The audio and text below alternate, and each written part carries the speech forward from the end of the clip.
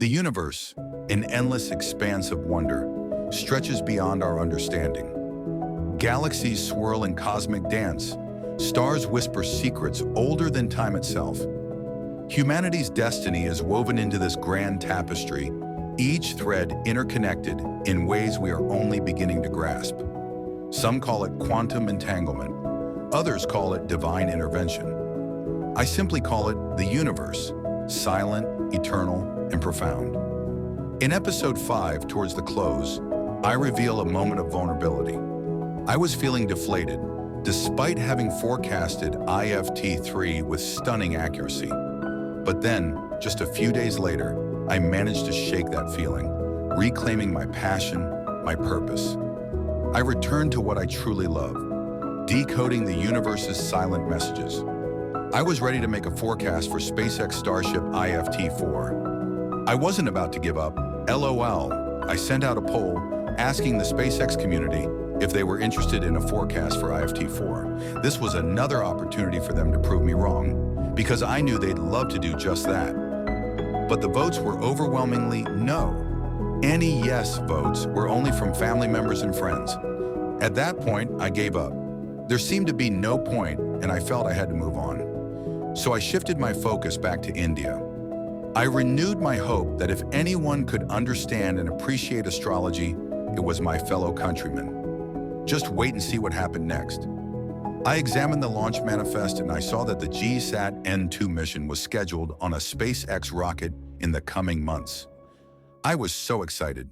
This was the best of both worlds, SpaceX and ISRO. Yet that mission was set for later than July 2024. And here we were in March 2024. And so, I found myself questioning again. Was this really my purpose? Was I meant to be a messenger of truth? Or was I just destined to keep failing? No matter how accurate my forecast, no matter how much evidence I presented, the world kept blocking my path. Maybe the universe was hinting that I was on the wrong road, that success was just out of reach. I beat myself up a little, but the universe, benevolent, kind, had other plans. Within days, I was rewarded with a major victory. As many of you know, I've forecasted events in great detail for the Russia-Ukraine conflict. I predicted on September 4th, 2023, that terrorist attacks on public gatherings are possible in Moscow in March and April in an attempt to sow panic among the Russian people, who have been insulated from the harsh realities of this conflict. And sure enough, on March 22nd, 2024, that prediction was fulfilled. The attack took place exactly as I had foreseen, at the Crocus City Hall music venue, just as I had indicated. Notably, the U.S. Embassy issued a warning on March 7th, alerting to the possibility. I forecasted this nearly 6 months in advance, proof that my work was real, impactful, and accurate. Reviewing my notes, I realized I could have been more specific, highlighting that the attack would target a venue associated with arts and entertainment. But even without that detail, the universe confirmed my insight. While the tragedy was heartbreaking, what mattered was that I was back. I felt the universe's message. My work could indeed have value in geopolitics. So I shifted focus again, this time to India's upcoming elections. The Lok Sabha elections of 2024, with results due on June 4th, became my new target. And here's the remarkable part. I posted a 55-point forecast on the Lok Sabha elections of India in August 2023, nearly 10 months ahead. No other astrologer in the entire universe has accomplished such a feat, and the forecast was a resounding success. My profile surged across India, and I gained recognition for my accuracy. Despite opinion polls predicting a landslide victory for the ruling BJP and Prime Minister Narendra Modi, estimations of 350 to 400 plus seats, I stood firm in my conviction that such an overwhelming outcome wasn't aligned with the stars. I cautioned the Indian Home Minister, Amit Shah, please prepare now for a challenging day-night on June 4th. Keep a support plan ready for 50 non-NDA MPs, those who can be called in at a moment's notice to support the government. The goal should be to swear in Modi, Shah, Sitharaman, and Jaishankar on June 5th under any circumstances. Time and speed are of the essence. Jai Hind. As usual, they didn't listen. The silence was deafening. But I was proven right again when the results were announced on June 4th, 2024. Among many other forecasts for this election, I had forecasted a shocking defeat for the ruling party BJP in Uttar Pradesh, where everyone expected a sweep. The campaign revolved around the Ram Mandir and Yogi Adityanath's leadership, and the polls showed a clear victory. However, I articulated back in August 2023 that the outcome may not align with prevailing expectations. As predicted, neither CM Yogi Adityanath, PM Narendra Modi, nor the construction of the Bhavya Ram Mandir had the ability to ensure a favorable result in Uttar Pradesh for the BJP. Even towards the end, I cautioned, it looks like UP was taken lightly, and the biggest shock will come from here. The location of Kanyakumari is likely aimed at fostering post-poll alliances in Tamil Nadu. I wish the campaign wrapped on the banks of Ma Gangaji. A bitter pill is coming from UP, and boy, was it bitter. The BJP suffered a massive defeat in Uttar Pradesh. Just as I predicted, even Ram Mandir could not save them. These outcomes, along with others, catapulted me into the social media spotlight. Riding high on that success, I eagerly awaited confirmation from ISRO about the GSAT-N2 mission, but it had slipped, scheduled now for November 2024. The wait continued. Then the next big challenge appeared, the US presidential election. As always, I published my forecast early in unprecedented detail. For the first time in history, I posted a comprehensive state-by-state analysis of key swing states, along with a 30-minute video explaining every aspect of the election. The response? Over 115 million impressions, a record-breaking number. And yes, I predicted a victory for Donald J. Trump. More accurate than Nate Silver, who keeps changing his statistical predictions daily. I posted my forecasts months in advance and remained steadfast.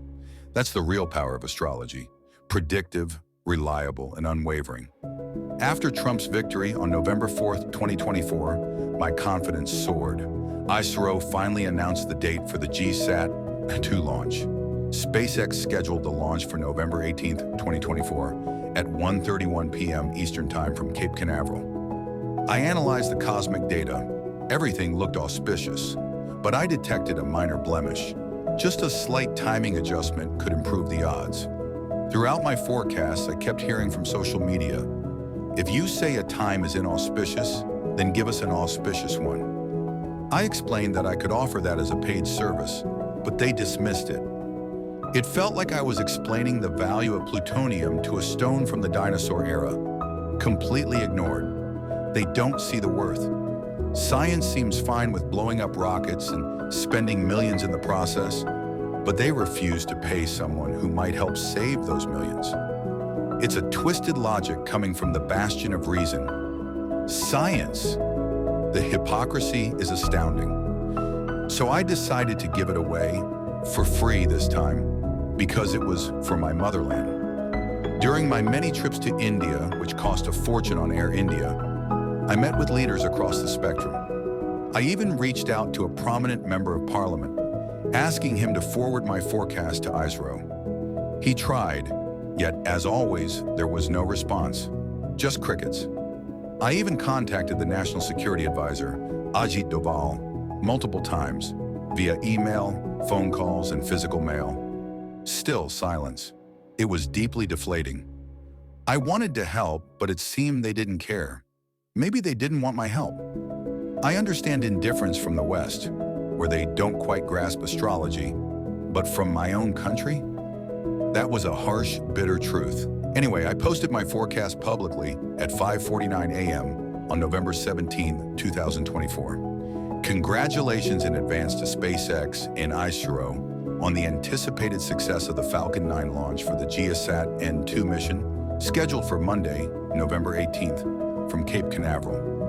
The launch window opens at 1:31 p.m. Eastern Time and lasts 2 hours. While the outlook appears promising, I recommend a slight adjustment, moving the launch to 1:39 p.m. to mitigate potential issues with propulsion and guidance, increasing the likelihood of a smooth, precise orbit insertion. Of course, they didn't listen. Silence again, and as predicted, the launch was a success. During the coast phase outside our atmosphere, before orbit insertion, debris or packing material from the rocket was seen burning up in the exhaust, a first for me on a SpaceX flight. A minor blemish, but thanks to divine grace, it was insignificant. Despite it all, I remain resilient. I am a product of this universe. I won't be fazed by a few setbacks. I was ready for this mission, ready to climb my metaphorical Everest. And I had no intention of turning back. And I always hold close a quote from one of my favorite movies, A Few Good Men. In it, Colonel Nathan R. Jessup roars, "I eat breakfast 2,000 yards from 4,000 Cubans who are trained to kill me. So don't think you can come down here, flash your badge, and make me nervous." Brave words, and they sound cool in a film. But for me, they are a powerful reminder that resilience, strength, and unwavering resolve are what keep us moving forward. That's what keeps me going. The universe recognizes this, because when it sees your resilience, it lifts you higher, bringing new challenges, new opportunities. And so the next challenge emerged, the Axiom 4 mission, with ISRO involved once again. More on that in episode 7.